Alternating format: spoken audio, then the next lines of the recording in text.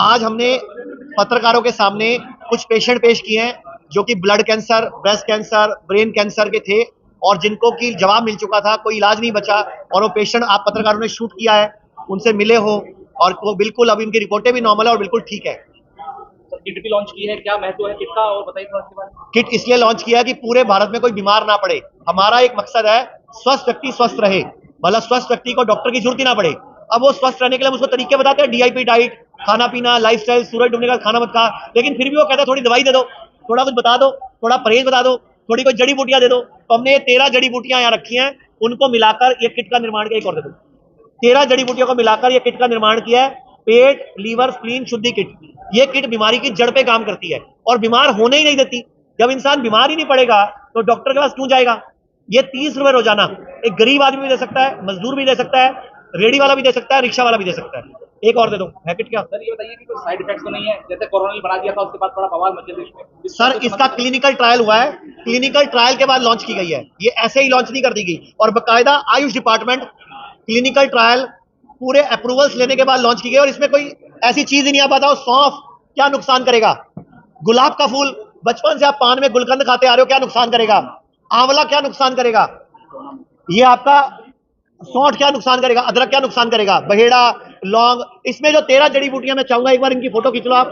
इसमें एक भी जड़ी बूटी ऐसी नहीं है जिसका कोई नुकसान हो सकता है। काला नमक, सेंधा नमक आप व्रतों में इस्तेमाल करते हो, बिल्व आप भगवान शिव की पूजा में इस्तेमाल करते हो, बेल आप भगवान शिव की पूजा में इस्तेमाल करते हो। तो 13 की तरह जड़ी बूटियां, हरड़, छोटे बच्चे को भी बोलते हैं कि अगर जिसकी मां नहीं उसकी मां हरड़, तो ये हरड़, तो ये कोई भी जड़ी बूटी ऐसी है ही नहीं जो नुकसान कर सकता है। और मैंने तो सारे पत्रकारों को ये किट दी है, तो 7 दिन में तो आप खुद ही भंडाफोड़ कर दोगे। आप 7 दिन में आप देखोगे कि कितना अच्छा रिजल्ट आया तो आप तो थैंक यू बोलोगे। सर आपने कई पेशेंट पेश किए हैं, कितने पेशेंट्स आपने अब तक सही किए हैं जो बड़े दूर दूर से आपने बताया कि आ गए, फेल हो गया उनका इलाज। और अगर आप बात करें सराउंडिंग की, तो क्या लोकल के पेशेंट हैं जिनको आप पेश करें भविष्य में? सर जो लोकल के पेशेंट है वो एडमिट नहीं होते, वो आते हैं डे केयर में चले जाते हैं। अब अगली बार मैं पिछली बार जो प्रेस कॉन्फ्रेंस हुई थी इससे पिछले महीने, ये भैया और 2 भैया यहाँ बैठे हैं, मैंने एक पेशेंट पेश किया था जिसको कि कोमा में चला गया था, कोमा से वापस आया वो, तो वो लोकल पेशेंट था आपका। ऐसे एक और पेशेंट राजा वर्मा जी आए थे, आपके जो बीजेपी के नेता हैं, जो राजा जी, वो पिछली बार आए, राजा चौधरी, वो भी यहाँ पे आए थे, तो उनको भी, उनकी वाइफ भी ट्रीटमेंट करा के गई है। तो बहुत सारे लोकल पेशेंट ठीक होते हैं, पेशेंट के ऊपर डिपेंड करता है ठीक होना। डॉक्टर साहब आप बताओ जरा क्या करना पड़ेगा उसके लिए। देखिए, जो बेसिक प्रिंसिपल है हमारे लाइफ का, हमारे बॉडी का, उस प्रिंसिपल से अगर भटक गए तो बीमारी आ गई। एक बात आपको याद रखना है कि किसी केमिकल के डेफिशिएंसी से बीमारी नहीं हुई है, तो केमिकल को भर लेने से बीमारी ठीक कैसे होगी, ये बेसिक बात समझना पड़ेगा। दुनिया में ऐसे कोई केमिकल या ड्रग है ही नहीं जिससे कोई बीमारी थोड़ी बहुत भी ठीक हो जाए। तो ठीक होने के लिए जो आयुर्वेद के जो प्रिंसिपल उसको फॉलो करने पड़ेंगे। इंटरेस्टिंग बात यह है कि आयुर्वेद के जो प्रिंसिपल्स हैं, जो आयुर्वेद में हजारों साल पहले लिखे हैं, वो मॉडर्न मेडिसिन में भी उसके प्रूफ साबित हुए हैं दोबारा से, लेकिन वो धरातल पे नहीं है, आपके पास नहीं, वो कहीं छुपे हुए हैं, दबे हुए हैं। तो हमारा जो बेसिक मकसद है हॉस्पिटल का, हिंद ग्रुप ऑफ हॉस्पिटल का, कि भाई वो जो आयुर्वेद के प्रिंसिपल्स हैं उसको मॉडर्न तरीके से लोगों तक पहुंचाएं उनकी भाषा में, ताकि उनको ये समझ आ जाए कि एक बार आगे ठीक होने के बाद दोबारा बीमार ना पड़े। और बीमार उसकी ड्यूटी किसकी है? अगर एक बार ठीक कर दिया आपने, मान लो, या अपने आप बॉडी कर दी ठीक, तो बीमार नहीं पड़ने की ड्यूटी किसकी है? हमारी खुद की है ना। आप खाना ठीक रखो, टाइम पे सो, टाइम पे उठो। लोग रात को 12-12 एक बजे रील देखते रहेंगे, सुबह 10-10 बजे सो के नहीं उठेंगे, तो बॉडी का क्लॉक बिगड़ जाएगा ना, जिसको हम सर्केडियन क्लॉक बोलते हैं। सर आपके हॉस्पिटल के खिलाफ, आपके खिलाफ जांच थाने में कई बार प्रदर्शन हुए, जिला अधिकारी क्या हुए, उनके कई आरोप थे, क्या आपने उन आरोप का अब तक जवाब दिया? सर आप उन्हीं पेशेंट से पूछो जिन्होंने वो आरोप लगाया था। उनकी वाइफ एलोपैथी से जवाब मिलने के बाद यहाँ आए थे और आज वो पेशेंट हमारे ही कंपनी के साथ जुड़ चुके हैं और हमारे लिए सपोर्ट का काम कर रहे हैं। वो बोलते हैं मैं ऐसे लोगों के खिलाफ केस लड़ूंगा क्योंकि उनको किसी ने गलत मिसगाइड किया था, तो वो कंप्लेंट हुई थी। अदरवाइज आप उन्हीं से पूछना, वो अपनी कंप्लेंट वापस ले चुके हैं। किसान यूनियन आपके अगेंस्ट थे, वो भी शांत हो गए, कुछ कोई ऐसी बात रही कि? सर किसान यूनियन को पता ही नहीं था बात क्या है।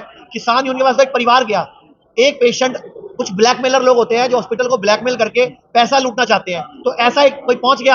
अब उनको पता ही नहीं था, जब उनको बाद में सच्चाई पता चली कि इनका तो मकसद ही पैसा हटना है, क्योंकि इन्होंने दूसरे हॉस्पिटल के खिलाफ भी पैसा हटा, तो उल्टा जो वकील साहब साथ गए थे, वो वकील साहब ने खुद वो कंप्लेंट वापस ली कि नहीं, ये हम उस पेशेंट की बातों में आए, वो गलत है, क्योंकि उसका मकसद होता है पहले एडमिट कराऊं, कोई नुकसान हो तो बाद में हॉस्पिटल से पैसे जब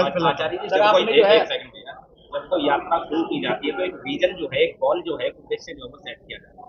देखिए आप जब ये चीजें देख, मैंने एक लक्ष्य बनाया है कि भारत में कोई भी व्यक्ति बीमार ना पड़े, क्योंकि आयुर्वेद का सूत्र है स्वस्थस्य स्वास्थ्य रक्षणम, कि अगर कोई व्यक्ति बीमार ही नहीं पड़ेगा सबसे बढ़िया है। तो हम कहते हैं अपने शरीर की पूजा करो, शरीर की सेवा करो, शरीर का ध्यान रखो, अपना डॉक्टर खुद बनो। तो पहला विजन है मेरा, कोई बीमार ना पड़े। अगर बीमार पड़े तो उसके पहले ख्याल में रसोई आना चाहिए, आयुर्वेद आना चाहिए, नेचुरोपैथी आना चाहिए। अगर ये इलाज करना पाए तो एलोपैथी आना चाहिए। मतलब सारी पैथियों को एक साथ काम करना चाहिए, एक दूसरे के खिलाफ नहीं काम करना चाहिए। और जिस पैथी में जो गलत है उसका विरोध होना चाहिए, जो सही है उसको स्वीकार होना चाहिए। ये नहीं कि सिर्फ हम उनको गलत कहें, अगर गलत साबित हो रहा है तो गलत कहें, अगर सही साबित हो रहा है तो सही कहें। तो हम बोलते हैं कि अपनी डाइट ठीक करो, अपना लाइफस्टाइल ठीक करो, अपना डॉक्टर खुद बनो। सर आपने गवर्नमेंट से किस मांग की? 4 साल से ऊपर का 90-99 साल तक कोई भी ले सकता है। सर ये बताइए, गवर्नमेंट से आपने कुछ मांग की है, क्या मांगे हैं और अपने अस्पताल के लिए बताइए क्या है, इसके बारे में बताइए। गवर्नमेंट से हमारी एक ही मांग है कि आयुष्मान योजना जो गरीबों की योजना है, 5 लाख के इलाज वाली योजना है, उसमें आयुर्वेद को शामिल करना चाहिए। तभी गरीब आदमी आयुर्वेद में आएगा, वरना गरीब आदमी सोचता है फ्री का इलाज हो रहा है और वो एलोपैथी में चला जाता है। तो आयुर्वेद, नेचुरोपैथी, योगा, यूनानी, सिद्धा, होम्योपैथी, इन सबको आयुष्मान में शामिल करना चाहिए। उसका नाम है आयुष्मान, आयुष उसमें है नहीं, मान ही मान है। सर आप हॉस्पिटल का निर्माण कर रहे हैं, दावा कर रहे हैं कि हम फ्री इलाज करेंगे, सर बताइए क्या प्लान है? हम अभी भी फ्री इलाज कर रहे हैं, लेकिन लिमिटेड लोगों का।